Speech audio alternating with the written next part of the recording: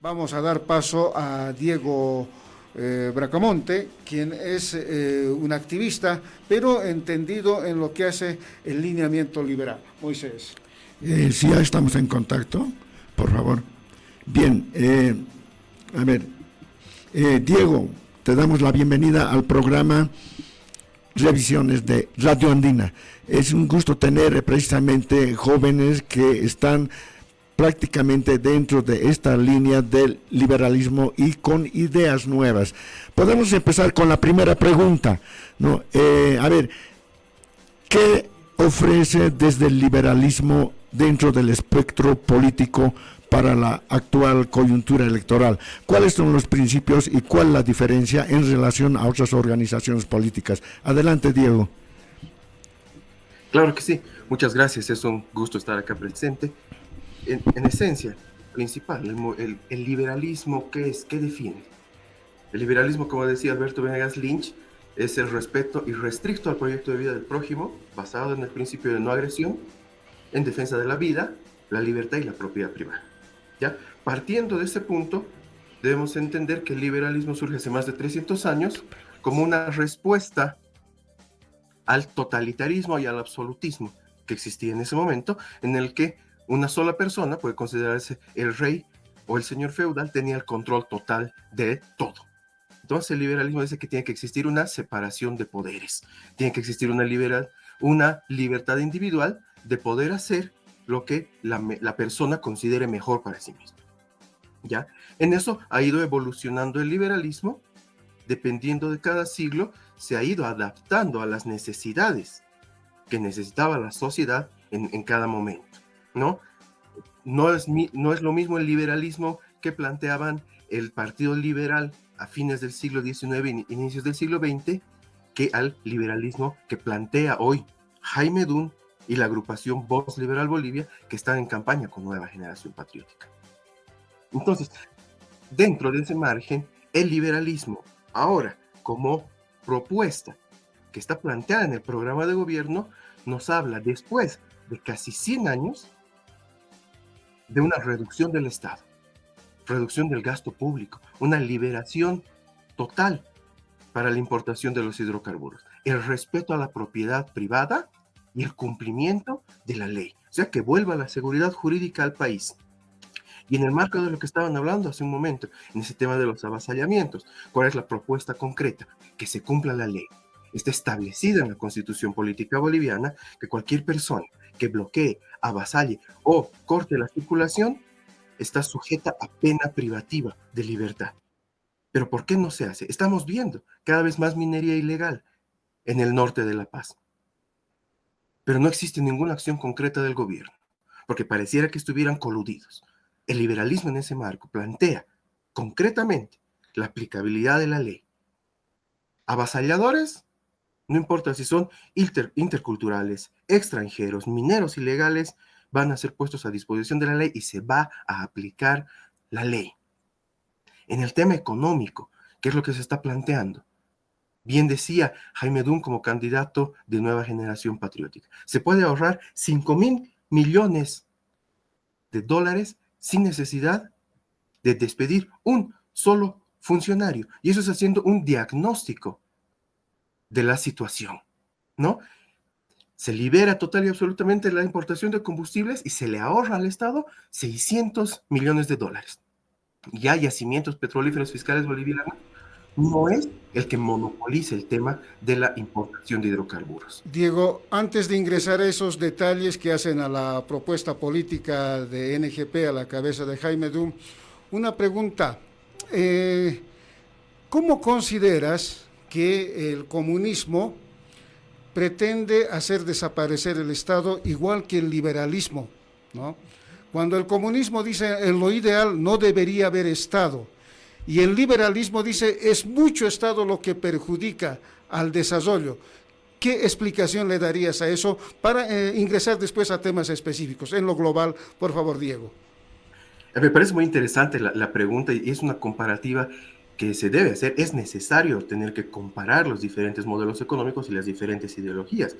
En el caso del comunismo, ¿qué nos dice, no? Que debe ser el proletario que debe tomar los medios de producción y se tiene que hacer con el poder para que exista una redistribución equitativa de la riqueza. Por lo tanto, ellos, como la dictadura del proletariado, tienen que hacerse cargo de todo. En cambio, el liberalismo nos propone que debe estar, es que a eso también me voy, no existe solo un liberalismo. No, así como existen las izquierdas, existen los liberalismos. Existe el liberalismo clásico, del cual yo me siento parte, yo me considero de derecha liberal. Existe el liberalismo clásico que te dice que tiene que existir la separación de poderes y el Estado debe tener una participación mínima. Solo se debe dedicar al tema de la seguridad, de la justicia y de la educación. En ese caso, hay liberales que se consideran liberales libertarios o anarcocapitalistas que dicen que debería desaparecer el Estado para que sean las personas de manera individual que puedan realizar los negocios entre unos y otros. Pero eso es, desde mi punto de vista, una opinión muy personal, es algo muy utópico. Bien, interesante, Diego, la descripción que haces. Sin embargo, cabe aclarar lo siguiente. Dentro de lo que viene a ser la concepción marxista, podríamos denominar, existe, digamos, una fase del socialismo que dicen, ¿no?, donde prácticamente el proletariado asume el poder. Es más o menos el caso que se ha dado en la ex Unión Soviética, ¿no? El comunismo es la fase, el estadio final, dicen, ¿no?, de la sociedad donde desaparece el Estado, ¿no es cierto? Entonces, ha habido muchos cuestionamientos, obviamente, en cuanto a la concepción que se dice socialista, precisamente desde el anarquismo, ¿no? El anarquismo dice que el Estado tiene una condición autoritaria de reproducción del poder, entonces se crea una burocracia. Es lo que ha sucedido en la ex Unión Soviética y sucede en Cuba, ¿no es cierto? Ya no quieren precisamente deshacerse del Estado, más bien reproducen esa forma. Ya no, digamos, es una dictadura, digamos, sobre el proletariado, sino, digamos, cierran todas las puertas a lo que viene a ser el concepto de propiedad. Y bien lo afirmabas que precisamente los principios de lo que viene a ser el liberalismo es el respeto a la propiedad privada, es la libertad económica y la reducción del Estado, ¿no? Esos tres principios están planteados desde la perspectiva de Jaime Dunn, ¿no? A ver, Javier Milei lo llama minarquismo, ¿no? O sea, minarquismo porque precisamente el Estado no debe tener un rol protagónico en el ámbito económico. En ese entendido, a ver, dentro de los candidatos políticos que actualmente tenemos para las elecciones de agosto 17, existen cierta cercanía con algún otro candidato respecto de estos planteamientos, o si no es diferente. Una diferencia ya lo has marcado, ¿no? Precisamente en esto de la liberalización sin recurrir al crédito externo va a reducir lo que se llama el déficit fiscal, ¿verdad? Entonces, dentro de este espectro político, muchos lo asimilan cierta similitud con el candidato Tuto Quiroga, ¿no? Pero aún no está habilitado totalmente Jaime Dunn. Sin embargo, vale la pena, digamos, hacer ese tipo de comparación, porque es la única diferencia. ¿Qué diferencias más marca en relación a otros candidatos Jaime Dunn? Claro que sí. Antes de eso, a mí me gusta dar mucho el contexto de lo que estaba hablando sobre el tema del anarquismo y el comunismo. Es por eso que Bakunin tiene una discusión con Marx cuando se está hablando sobre la Primera Internacional. Mientras Bakunin dice que el objetivo final de la revolución debería ser la eliminación del Estado, Marx le dice que deben ser los proletarios que tengan el control total del Estado. Entonces ahí ya van las diferencias entre la creación de un Estado más grande o un suprapoder desde el punto de vista socialista y su contraparte con el anarquismo que nos habla que debería eliminarse por completo.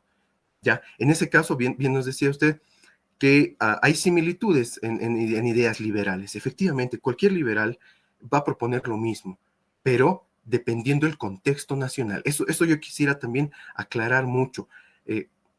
Se habla de que Jaime Dunn se parece a Milei o Jaime Dunn se parece a otros actores políticos, Johannes Kaiser, liberales que existen, o ideas de Trump, o ideas de Bukele. Jaime Dunn tiene bien clara la idea en el programa de gobierno que debe ser aplicable para Bolivia.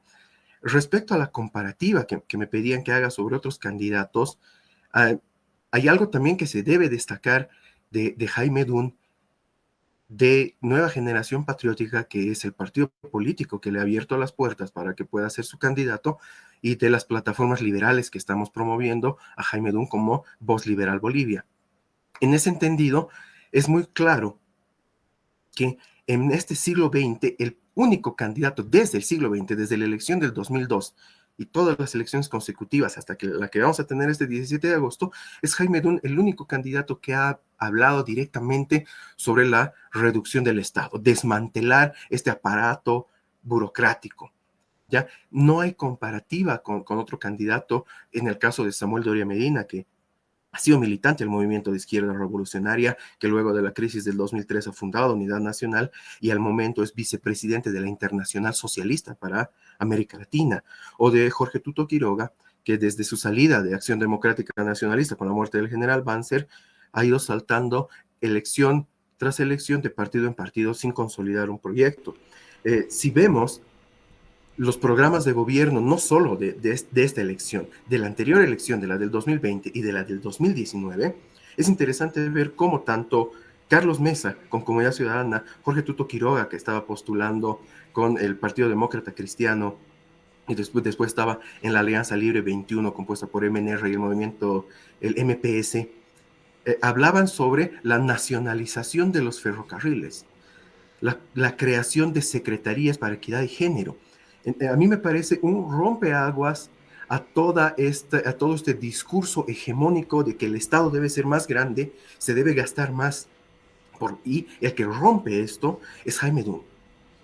No hay ningún otro candidato que haya propuesto bajar el gasto público, reducir este nivel burocrático y sobre todo evitar más préstamos y créditos internacionales. Ahora, Diego, todos los candidatos, sí, ahora Diego, en el debate de anoche justamente se pudo observar, ¿no?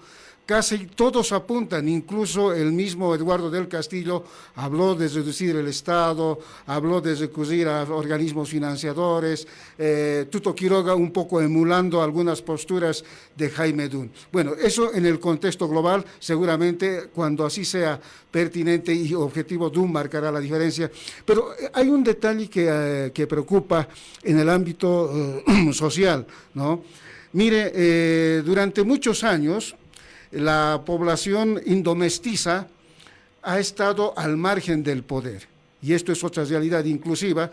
Hoy el movimiento al socialismo ha tenido ese beneficio o esa potencialidad. ¿Cómo desde el liberalismo, que a criterio de este segmento se considera estrictamente una derecha, ¿no? Ellos más o menos asimilaban que el neoliberalismo era lo contrario, ¿no? Pero Jaime Dun lo ha explicado muy bien, ¿no? Más bien el neoliberalismo es una posición tibia del socialismo con lo liberal, ¿no? Una posición intermedia. Jaime Dun va mucho más allá. ¿Cómo pretenden ingresar a ese escenario, a esa población que definitivamente tiene un chip marcado desde muchos años atrás? Podemos hablar desde 1952. ¿Cuál sería la propuesta real para ese sector en términos liberales? Gracias, sí. Aunque parezca sorprendente, Jaime Dun ha sido invitado varias veces durante este último año y el año pasado también a comunidades del Altiplano, en el caso específico de La Paz, para que les explique esta propuesta liberal. ¿Y qué es lo que ofrece el liberalismo? ¿Qué es lo que ofrece el programa de gobierno de Jaime Dun? El respeto a la propiedad privada y ir a ese paso siguiente que se ha dado en la Revolución del 52. En la Revolución del 52, con la ley agraria, se le ha dado la titulación individual de tierras a todos los campesinos, ¿no? El latifundio, el pongueaje se ha eliminado y quien trabaja la tierra es dueño. Pero no se le ha dado los recursos pertinentes para que pueda generar riqueza en su tierra. Con el avance en todos estos años del movimiento al socialismo, hemos visto cómo se han ido entretejiendo nuevas redes prebendales y clientelares en las que son solo unos cuantos dirigentes campesinos que captan el dinero que está presupuestado para toda la población. Estamos viendo casos completos con el Fondioc, que ha habido creación hasta de comunidades indígenas falsas para recibir dinero. Se ha pintado el rostro de las ovejas de forma negra para hacerles creer que se han comprado estas ovejas negras para la producción. Entonces, en este entendido, Jaime Dunn siempre que va les dice algo. Ustedes son los dueños de la tierra, pero de manera verbal. No tienen una titulación individual de la tierra. Está la ley INRA, se ha hecho la ley en el gobierno de Gonzalo Sánchez de Lozada con la ley INRA, desde el gobierno de Gualberto Villarroel se viene hablando sobre este tema, pero son casi 70 años en los que no se ha pasado de los papeles a la acción. Entonces lo que propone Jaime Nunes es que exista una real titulación individual de la tierra para romper también.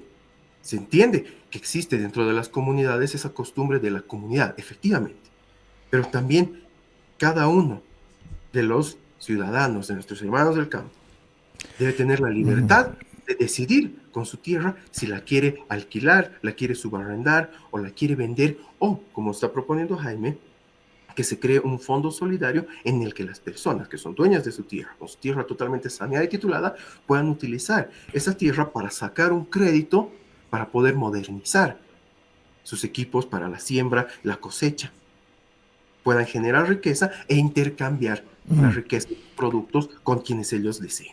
Sí, interesante lo que se plantea desde la perspectiva de Jaime Dunn. Sin embargo, lo que hay que recordar es que desde 1952 la ley agraria dice, ¿no?, de que la propiedad, la pequeña propiedad campesina es indivisible, imprescriptible. Entonces, en ese sentido no es sujeto de crédito. No es sujeto de crédito, ¿verdad? Entonces, en ese sentido también las TCOs, las tierras comunitarias de origen, se han ido dando en tierras bajas, ¿no?, para las comunidades indígenas, los chichimanes, los chiquitanos, los tacanas, etcétera, tienen propiedades colectivas.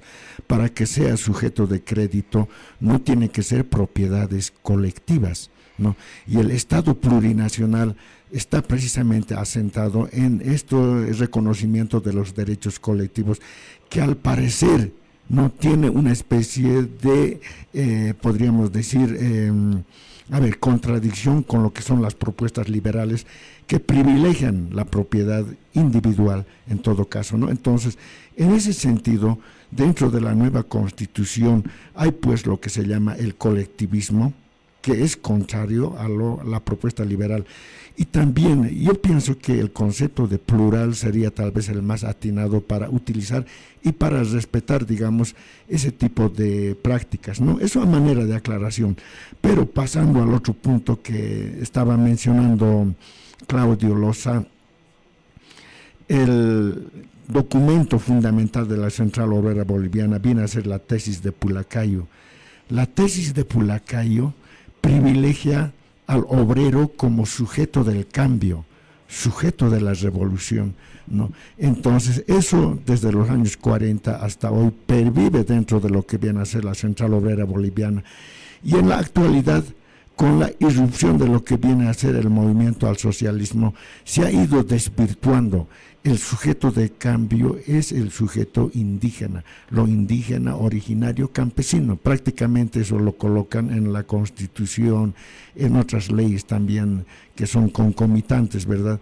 Dentro de la perspectiva liberal hay una especie, digamos, de una propuesta de quién viene a ser el sujeto del cambio, cómo se concibe, digamos, desde el ámbito liberal. Podríamos entrar a ese tipo de análisis. Claro que sí. El sujeto de cambio en el liberalismo es el individuo. Es por eso que bien claro Jaime Dunn dice, ¿no? No queremos que Bolivia sea un país de proletarios, sino que sea un país de propietarios. Y a mí me ha sorprendido, haciendo un paréntesis, escuchar anoche a Jorge Tuto Quiroga en el debate, copiar la frase de manera textual, letra por letra, de Jaime Dunn, ¿ya? Sí, efectivamente, ¿no? La tesis de Pulacayo, del 46, nos habla sobre todo esto. Eran contextos históricos distintos, momentos históricos distintos. Estamos viendo cómo la Central Obrera Boliviana, que se había creado post-revolución a la cabeza de Juan Lechín Oquendo como un instrumento para el obrero, se ha ido sustituyendo, como les decía bien, en una red prebendal y clientelar, en las que existen unas pocas personas que hablan a nombre de todos, pero se benefician unos cuantos. Eso es lo que se tiene que romper y eso es lo que busca desmantelar y romper el liberalismo. Que sea la persona, el individuo, el sujeto, que en su libertad decida qué es lo mejor para él. Estamos viendo cómo los sindicatos últimamente están siendo más perjudiciales que beneficiosos. En el momento de la creación de los sindicatos iban a ser una contraparte entre el obrero y el patrón. Ahora estamos viendo que a nombre del sindicalismo existen representantes sindicales con fuero que no van a trabajar, que están declarados siempre en comisión y siguen recibiendo dinero y están ahí 40 años trabajando y les sacan aportes porcentuales a los trabajadores, pero no los defienden. Estamos viendo cómo antes de defender al trabajador están haciendo que quiebren las empresas, están tomando empresas. El liberalismo, a contrapartida, dice que el ciudadano es libre de asociarse. Bien, Diego, esta alteración de intervenciones con ustedes, nuestros invitados, un poco obliga al tiempo. Tal vez algo más para agregar en tu intervención. En otro momento, con los tiempos acordados, te daremos más chance. Algo ya para cerrar, Diego Bracamonte, por favor. Para cerrar, primero quiero agradecerles nuevamente por darnos este espacio a los liberales para que podamos exponer las ideas. Estamos viendo cómo ha habido durante el siglo XXI una hegemonía discursiva en la que se tenía que acrecentar el Estado, se tenía que gastar más. Pero estamos viendo cómo este modelo económico, social, comunitario y productivo ya se ha agotado. No ha habido una correcta planificación por parte del gobierno de qué se va a hacer. ¿Ya? Por cuestión de regalías de hidrocarburos se ha recibido desde el 2009 hasta el 2024, 40.000 millones de dólares. Si vamos a los datos históricos, solo la reconstrucción de Europa después de la Segunda Guerra Mundial con el Plan Marshall ha costado 15.000 millones de dólares. 18 países se han reconstruido con ese monto. Bolivia, en todos estos años, ha desperdiciado 3 veces ese monto de dinero. ¿Ya? Entonces, ¿el liberalismo qué nos propone? ¿Qué proponemos nosotros los liberales? Y es por eso que lo principal es eso, que existe el respeto a la propiedad privada, no más avasallamientos, no más bloqueos. Se va a cumplir la ley, va a existir una separación de poderes. Ya no vamos a ver, como estamos viendo ahora, que magistrados autoprorrogados, sumisos al poder ejecutivo, están anulando al poder legislativo y están chantajeando al poder electoral. En ese caso, son las 10:32. En este momento, Jaime me imagino que ya está bajando de la Contraloría porque le tenían que entregar su solvencia fiscal. Ya hay gente reunida en la Plaza Isabel la Católica para acompañarlo a presentar su solvencia fiscal al TSE y ser habilitado como candidato. Muy bien, muchas gracias, Diego. Es un gusto haberte tenido acá en Revisiones. Hasta pronto.